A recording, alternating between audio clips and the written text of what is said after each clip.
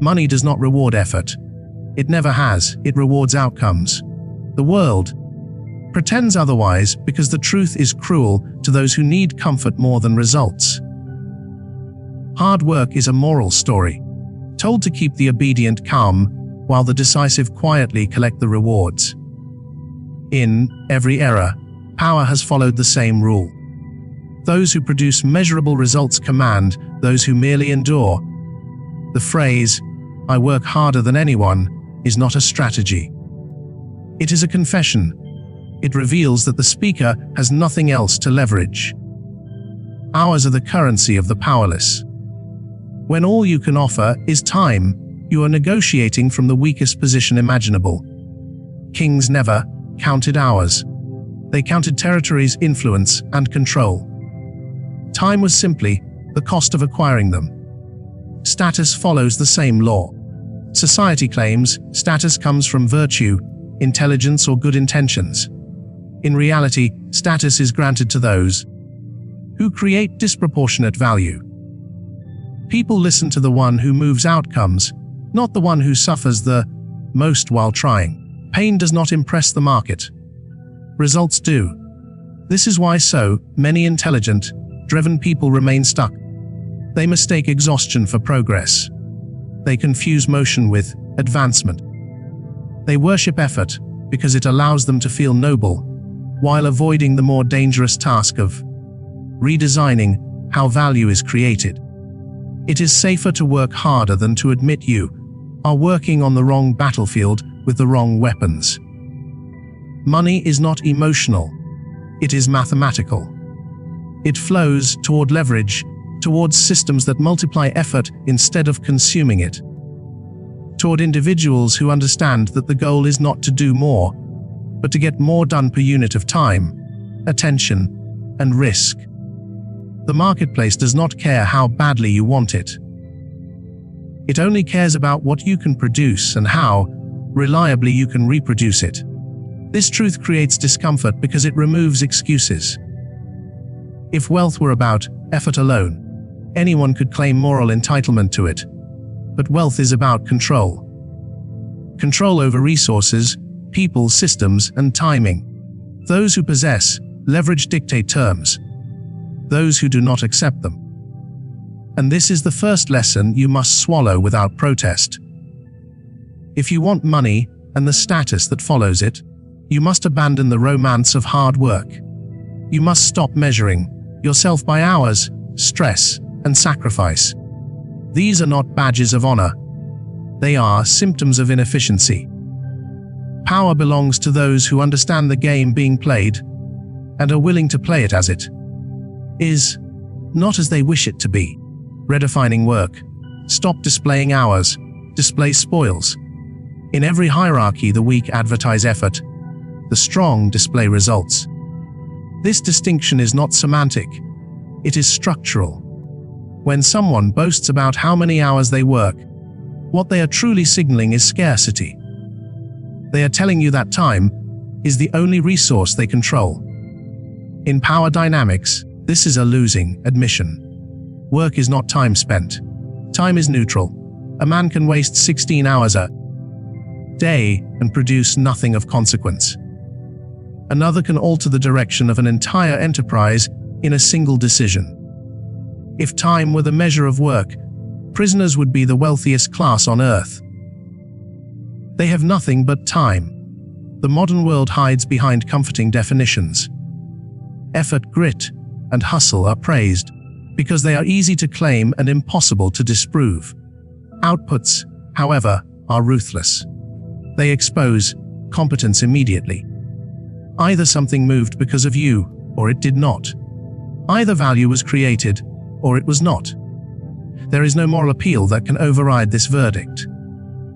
Work must, therefore, be defined by outcomes, specifically by outputs that can be measured, transferred, and repeated, revenue generated, assets acquired, influence expanded, systems built. These are the spoils of real work.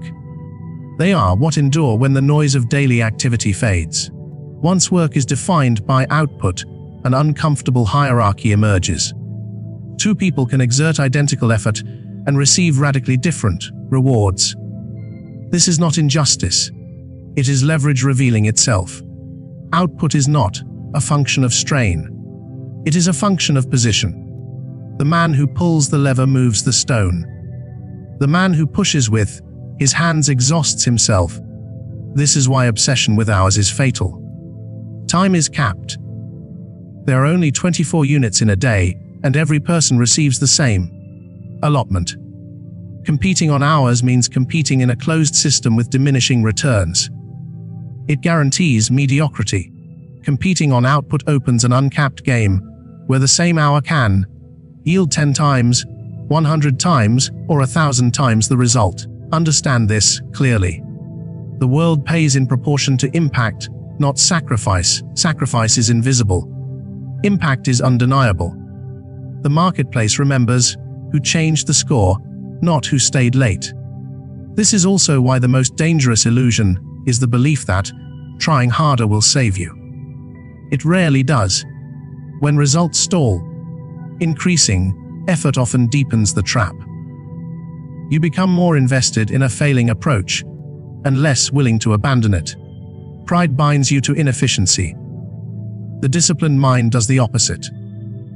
When output lags, it questions the method, not the man. It asks where leverage is missing, where force is being applied without advantage, where energy is leaking instead of compounding. This is not laziness. It is strategic cruelty toward waste. So abandon the habit of counting hours. Hours are irrelevant trophies. Measure yourself by what moved because you acted. Measure your days by spoils, not sweat. In the economy of power, the scoreboard is the only narrative that survives. Rule 1: to rise above others, do not do more. Secure greater leverage. Once work is stripped down to output, the next truth reveals itself with brutal clarity. Not all actions are equal.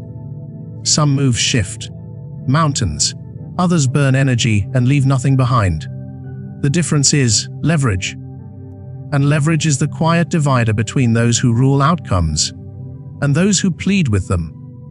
Leverage is the distance between input and result. It is the multiplier that decides whether one action echoes or two men can execute the same task with identical intensity. One advances, the other remains trapped. The difference is not character, it is position. Power always favors the one standing where force compounds. Skill is leverage. A sharper blade cuts deeper with the same swing. A trained negotiator closes deals brute persistence never will. Systems are leverage. One process repeated 1,000 times outperforms 1,000 isolated efforts. Tools are leverage. A machine does not tire, complain, or forget. People are leverage. One capable mind, properly directed, replaces dozens of hands. The uninitiated call leverage unfair. They are correct and irrelevant. History belongs to those who understand that fairness is not the operating system of reality. Effectiveness is. The battlefield does not reward courage without strategy. Neither does the market. Competing on effort alone is suicide. When you compete by working harder, you invite exhaustion. When you compete by working longer, you invite collapse. When you compete by leverage, you invite domination. Your opponent may not even realize they are losing until the war is already finished. Study the pattern of winners. They do not rush. They position. Before acting, they ask one question: will this scale beyond me? If the answer is no, the action is treated as temporary, not strategic. They reserve their deepest energy for moves that grow without their presence, that repeat without permission, that earn while they sleep, not because they are passive, but because they are engineered correctly. This is why envy is misdirected. People resent outcomes they cannot decode. They see the reward, but not the architecture beneath it. They blame luck to protect their ego from the harder realization. The game was lost before effort ever entered the equation. Leverage is learned, not granted. But it demands an uncomfortable exchange. You must surrender the satisfaction of visible struggle. Your best moves may look small, dull, even unimpressive. In the moment, leverage compounds quietly. It does not announce itself until reversal is impossible.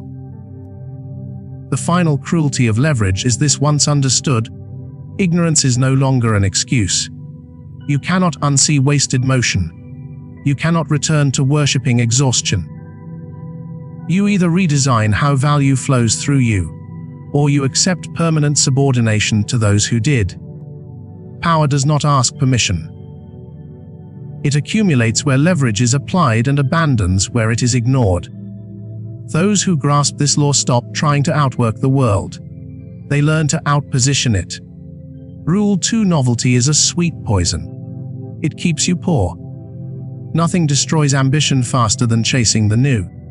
New ideas feel like progress because they stimulate hope without demanding patience. They offer the illusion of motion while quietly resetting you to the starting line. This is why novelty chasers remain endlessly busy and permanently small. The pattern is predictable. A man observes wealth being created elsewhere. He sees the reward but not the years of pressure beneath it. He feels inferior, restless, threatened.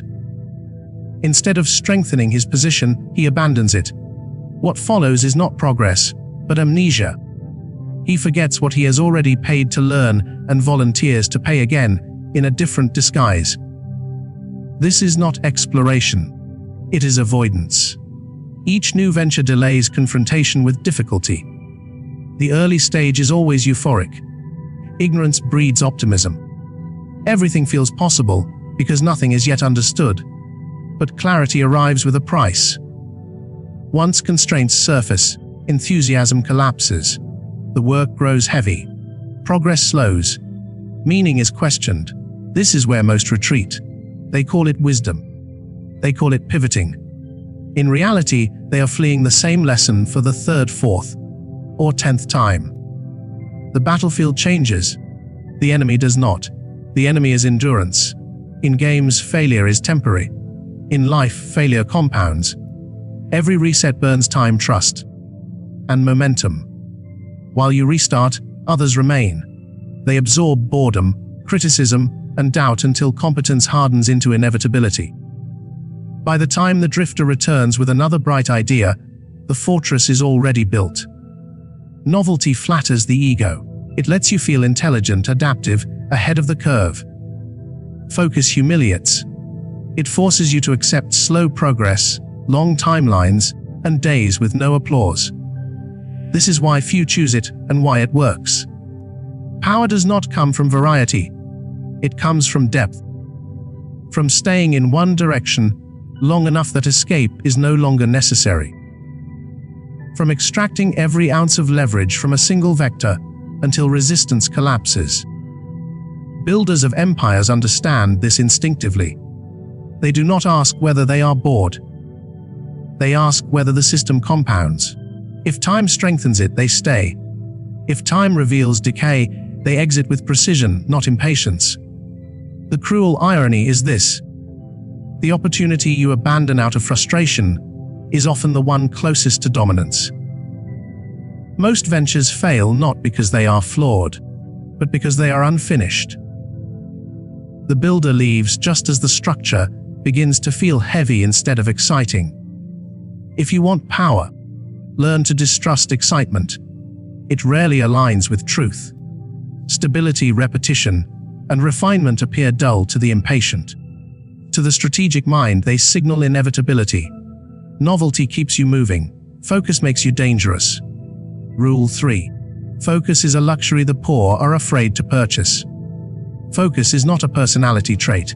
It is a weapon. And like all weapons, it grants advantage only to those willing to endure its discipline.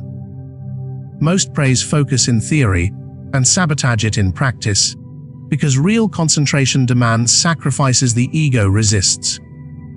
To focus is to choose one path and eliminate the rest. To conquer the battlefield, burn the bridges behind you. This means rejecting the comfort of optionality. As long as escape routes exist, commitment is cosmetic. Power is forged by those who remove alternatives and channel every ounce of energy through a single narrow path until pressure shatters resistance. The market does not reward intelligence spread thin. It rewards consistency applied without mercy. One average idea executed relentlessly will outperform 10 brilliant ideas pursued casually. This is not opinion. It is the observable law of compounding. Momentum grows only when direction remains constant. Those who fear focus hide behind diversification. They call it prudence.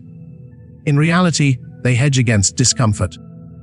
Diversification feels safe because it prevents total failure, but it also prevents total victory.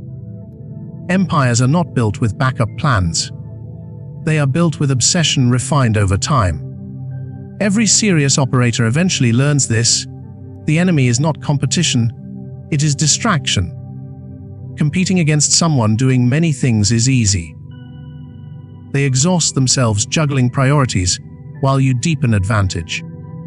You do not need to outperform them everywhere. You need only outperform them where it matters. Focus accelerates learning. Repetition sharpens judgment. Patterns emerge. Errors shorten. What once required effort becomes instinct. Depth creates speed. The focused man appears gifted to outsiders not because of inspiration, but because his movements are efficient. Focus has a cost. It demands hard conversations. Projects must die. Partnerships dissolved. Identities abandoned. Revenue may temporarily decline. This is the toll of consolidation. The weak avoid it and remain fragmented. The strong pay it once and move forward unified. The greatest test of focus comes not at the start, but after early success. When small wins attract attention, new offers appear, opportunities multiply. This is where most fall. They mistake validation for permission to expand. In truth, it signals the need to tighten further. Focus requires saying no to attractive distractions, not just foolish ones. As your capacity grows, so does the quality of temptation. Discipline must scale with opportunity. Otherwise, growth dismantles you. In power dynamics, breadth impresses amateurs. Depth intimidates professionals. Choose depth. Choose to be underestimated while consolidating strength. When results emerge, they seem sudden. They are never sudden. They are the delayed consequence of unwavering concentration. Focus is not doing less. It is making everything serve one outcome. When all actions align, success ceases to be fragile. It becomes inevitable. Machiavellian learning: if behavior does not change, you learn nothing. Most do not seek knowledge, they seek absolution. They attend workshops, read books, consume advice, not to transform, but to soothe conscience. Learning becomes decoration, a signal of intelligence without the burden of execution. This is self-deception refined into habit. True learning is ruthless. It is measured not by insight, emotion, or inspiration, but by changed behavior under identical conditions. If the environment remains unchanged, and your response is unchanged, nothing was learned.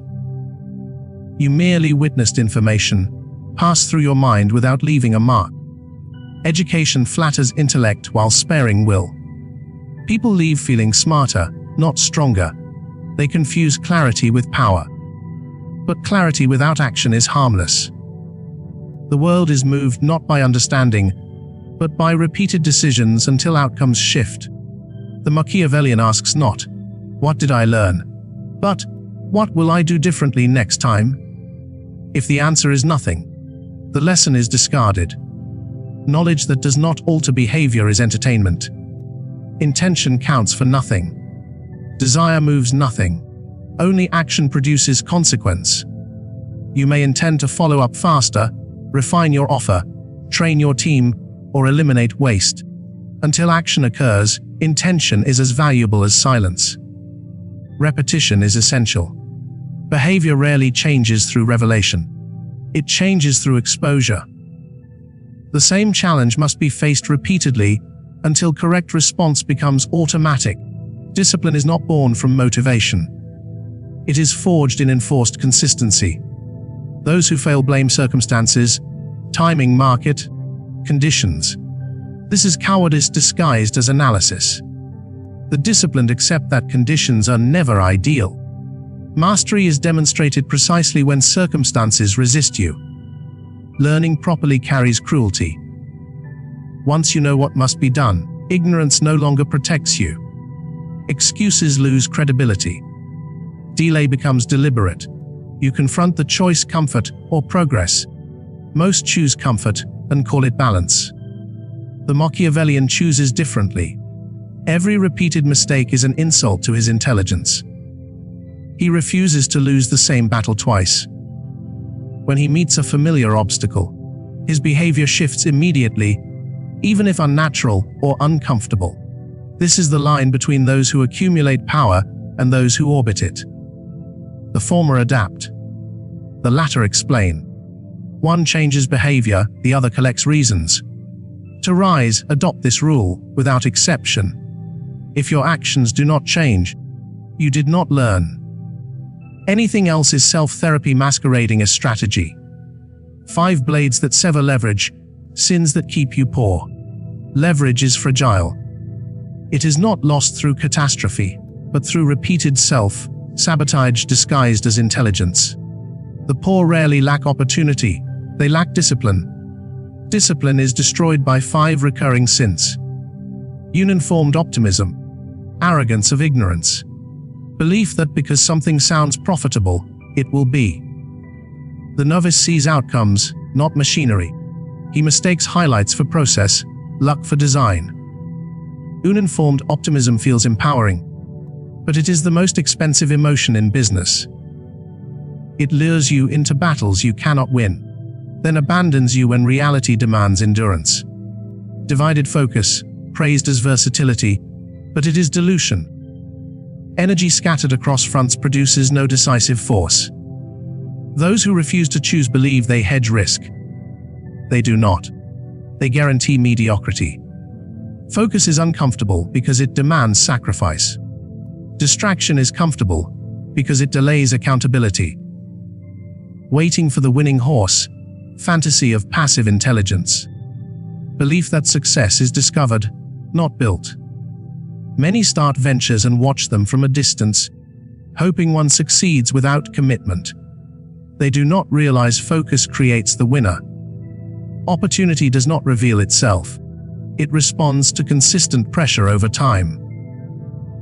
Abandonment at resistance. Every venture is difficult before profitable. This is not a warning. It is a toll gate. Those who quit when friction appears never reach leverage. Quitting feels rational, celebrated as pivoting, but it is fear dressed as strategy. Temptation, the red dress. The most dangerous sin because it evolves with growth. Early temptations are obvious, later ones are profitable, flattering, aligned with goals. They promise expansion without sacrifice. Accept them, and leverage collapses silently. Attention fragments.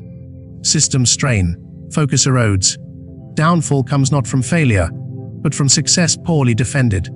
Each sin shares a root. The refusal to endure discomfort long enough for compounding. Leverage does not emerge quickly. It requires patience, repetition, and restraint. Those unwilling to pay this price will always be outpaced by those who do. Power is preserved by discipline, not brilliance. Remove these 5 blades from your habits, and leverage accumulates naturally. Ignore them, and no effort will save you. Poverty is rarely accidental. It is chosen slowly, repeatedly, and rationalized at every step. The lesson of the red dress. Power belongs to those who can refuse. Strength is not the absence of desire. That illusion belongs to monks and liars. Real power lies in restraint, the ability to feel temptation fully and deny it without hesitation. Those who rise are not purer than others. They are more disciplined. The woman in the red dress is not a moral test. She is a strategic one. She embodies every opportunity that promises reward without alignment. Early in your ascent, her disguises are crude small money, easy wins, shallow validation. Refusing her then is simple. Later she evolves. She arrives with prestige scale and the language of growth. She offers you 10 when you are already making 10. This is where most fall. Desire does not vanish as power increases, it intensifies. Opportunities become smarter. Stakes grow higher. The ego is fed more generously. To assume you will become immune is foolish. Immunity is unnecessary. Control is refusal. At this level, saying no feels violent. It feels irrational to turn down what others would kill for. Instincts will argue. Peers will question you. Your mind will invent reasons. This is the moment strategy overrides emotion. The disciplined do not ask, "Do I want this?" They ask, "Does this strengthen my primary engine of leverage?" Most cannot tolerate this tension. They believe peace must precede restraint. It never comes. Refusal must occur in discomfort. This is the price of authority. Character is built through action, not intention. You do not become disciplined and then act accordingly. You act with discipline while feeling undisciplined. Over time, the feeling follows the behavior. This is how traits are forged. Repetition reshapes instinct. Every refusal reinforces identity. Each denial strengthens your ability to resist. Temptation loses its novelty. What once felt urgent becomes irrelevant. This is not suppression, it is adaptation. Those who fail here do not fail loudly. They succeed themselves into weakness. Revenue grows. Complexity multiplies. Focus dissolves. What began as expansion ends as fragmentation. They remain wealthy on paper and powerless in reality. The strongest leaders understand this paradox: growth increases risk more than stagnation. Without restraint, success accelerates collapse. Power must be defended at every level, even when it seems secure. The lesson is simple and unforgiving. Desire never fades. Temptation never disappears. Your rank is determined by whether you can say no when it matters most. The man who can refuse decides the future. Rule 4: better is leverage, and it is ruthless because it is boring. The impatient believe growth comes from invention. The powerful know it comes from refinement. Better is leverage because it extracts more from what already exists. It is ruthless because it denies the ego its favorite reward: novelty. Improvement is never glamorous. It does not announce itself. It does not feel like progress in the moment. It demands repetition, precision, and an intolerance for mediocrity that few sustain. This is why it works. Most abandon the field before mastery has a chance to compound. Better means revisiting the same mechanisms repeatedly. The same offer, the same process, the same conversation, stripping away friction, ambiguity, and waste. This is not creativity. It is discipline applied without mercy. Those who confuse boredom with stagnation never experience dominance. The market rewards excellence disproportionately.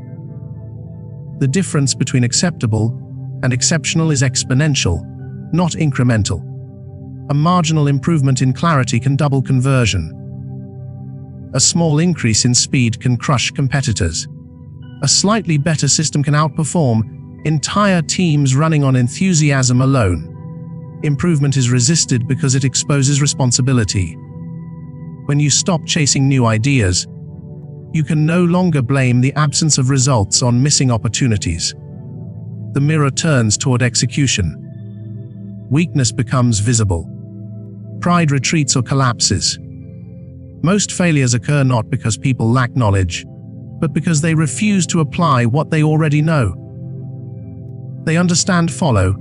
Up should be faster, communication clearer, standards higher. They delay because these actions are dull, uncomfortable, and unforgiving. The cost of delay is hidden but lethal. Better also demands patience with compounding. Improvements stack quietly. Early gains feel insignificant. Only later do they become irreversible. Those who quit early conclude nothing is happening. They mistake silence for absence. Refinement is a long war fought in private. It is won through standards, not inspiration. Through checklists, not breakthroughs. Through consistency, not intensity. This is the work most refuse, because it offers no immediate validation. But when leverage emerges, it appears sudden and effortless. Outsiders call it luck. Insiders know it was built through years of unremarkable discipline. Power rarely looks impressive while being assembled. If you want dominance, abandon the craving for excitement. Choose a system that works and improve it beyond recognition. Refine it until resistance fades. In a world addicted to novelty, boredom is advantage. Better is not a suggestion. It is the dividing line between those who participate and those who control the game. The power of the offer. One action. Increased leverage, value bent to your will. Nothing reveals leverage more brutally than an offer. Not effort. Not branding. Not passion, the offer exposes truth instantly. It answers one unforgiving question.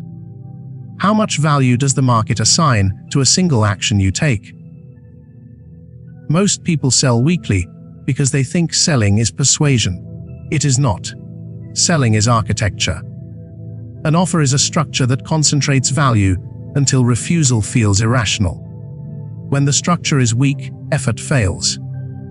When strong, effort becomes almost irrelevant. Observe carefully, the action is the same. One product, one transaction, one moment of exchange. What changes is leverage. As leverage grows, value bends. The same object ignored moments ago becomes desirable, then urgent, then scarce. This is not manipulation. It is design. The amateur asks, how do I sell more? The strategist asks, how do I make saying no painful? An offer gains power through layers. Proof replaces promises. Access replaces information. Certainty replaces risk. Speed replaces delay. Alignment replaces confusion. Each layer removes friction. Each removal increases leverage. The buyer is not generous. He is logical. Most fail by scaling volume before strengthening leverage. They shout louder instead of sharpening the blade. They push traffic into weak structures, then blame the market when nothing converts. This is self-inflicted poverty. A powerful offer does not beg, it frames. It positions the decision so clearly that hesitation feels irresponsible. One action, increased leverage, value bent. Effort was never the constraint. Design was. Those who understand this stop chasing tactics. They stop asking how to get attention. They make attention count. One visitor becomes 10 customers. One conversation becomes 10 referrals. One action. This is power properly arranged. Life has two phases: scattered, then powerful. Nearly every rise follows this arc. The first phase is defined by dispersion, noise, and self-deception. The second by compression, clarity, and inevitability. The difference between poverty and power is not talent, it is the transition between these states. In the first phase, a man is scattered. He mistakes activity for progress and variety for intelligence. He owns many projects, many ideas, many identities. Each demands attention, none receive enough. His calendar is full, his mind exhausted, his results negligible, yet the ego is satisfied. He sounds important, he feels dynamic, he is busy and broke. This phase flatters vanity. It allows a man to say he is working on many things, rather than admitting he has finished nothing. Failures are excused as experiments. Stagnation is reframed as exploration. He believes the problem is opportunity selection, not execution. He is wrong. Then comes a moment of clarity, often born from fatigue or humiliation. He notices a pattern. The thing producing the most results receives the least attention. The path forward is obvious and terrifying. To advance, He must destroy the image he has built of himself. He must close doors, end projects, disappoint people, shrink his world to expand his power. This is the crossing. The second phase begins with consolidation. One priority, one engine, one direction. Energy stops leaking. Decisions accelerate. Learning compounds. The same hours suddenly produce different outcomes. What once required effort now demands standards. Momentum replaces motivation. From the outside, this phase appears sudden. Observers call it luck or genius. They do not see the years of fragmentation that preceded it, nor the discipline required to abandon it. They see only the result, not the severing. In the second phase, restraint becomes natural. Temptation is filtered automatically. Opportunities are judged not by excitement, but by alignment. The man no longer asks how much something could make. He asks what it would cost in focus. This single question preserves wealth more effectively than intelligence ever could. The irony is brutal. The first phase feels productive and leads nowhere. The second feels restrictive and leads everywhere. Most never make the transition because it requires ego death. They would rather remain potential than risk precision. Power is not built by adding more. It is built by removing until only what matters remains. Those who understand this live two lives in one lifetime. The first is noisy, scattered, and poor. The second is quiet, narrow, and rich. The tragedy is that most never leave the first phase. The final command of Machiavelli: remember this above all else. Power is never granted to the distracted. It is claimed by those who choose a single objective and refuse to betray it. Everything else is commentary. Do not ask the world to reward effort. It will not. Do not ask it to honor intention. It does not care. The world responds only to force applied intelligently over time. Those who understand this rule early rise quietly. Those who resist it spend their lives negotiating with reality and losing. Your task is not to find the perfect opportunity. That search is endless and cowardly. Your task is to choose one arena where leverage can compound and make leaving psychologically costly. Once chosen, you do not negotiate with boredom, doubt, or temptation. You advance until resistance collapses. You do not expand prematurely.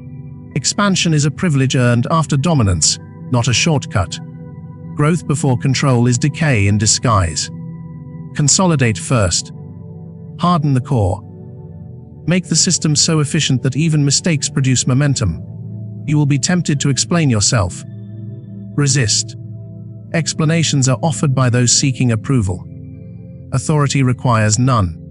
Your results will speak with clarity no argument can match. Understand this cruelty: no one is coming to save you. No mentor, no system, no revelation will replace the discipline you avoid. Knowledge is abundant. Execution is rare. That rarity is opportunity. When progress feels slow, remember this is the tax of inevitability. Compounding is silent at first. It offers no reassurance. It demands faith expressed through action. Those who wait for certainty never move. Those who move create certainty behind them. You will feel misunderstood. This is a sign you are ahead of the crowd. You will feel isolated. This is the price of clarity. Power concentrates. It does not democratize. Here is the command: stripped of comfort and illusion, choose one thing. Align everything to it. Say no without apology. Improve relentlessly. Endure longer than others are willing to. Do this, and success will appear effortless to those who did not witness the years of refusal that made it so. Disobey, and no amount of intelligence, hustle, or hope will save you. History is unkind to the scattered. The market is impatient with the unfocused. Power belongs to those who decide and do not look back.